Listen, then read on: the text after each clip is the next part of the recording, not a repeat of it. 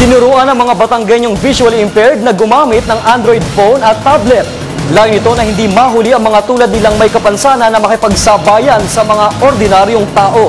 Nagpapatrol, Ernie Manyo.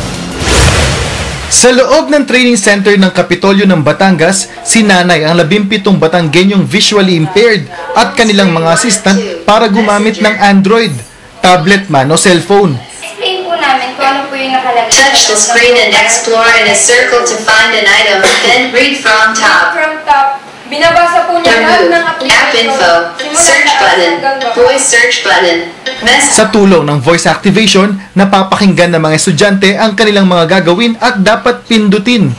Kanina, hinati sa tigtatatlo ang mga estudyante para mag-demo sa harapan kung ano ang kanilang natutunan.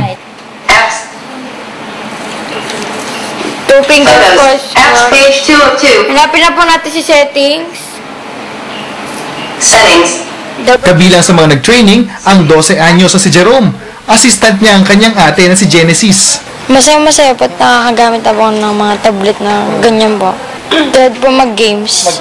Nasa work po namin, family business. So, nababantayan po namin lahat, halos lahat kaming miyembro ng pamilya si Jerome. Kabilang sa mga trainer, ang mga pareho din nilang visually impaired.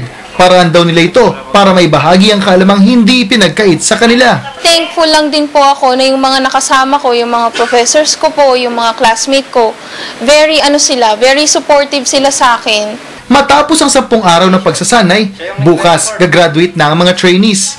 Hindi lahat ng mga ito may tablet na, kaya umaasa silang hindi lamang sa training matatapos ang tulong at magtuloy-tuloy ito nang maranasan din nila ang nararanasan ng iba.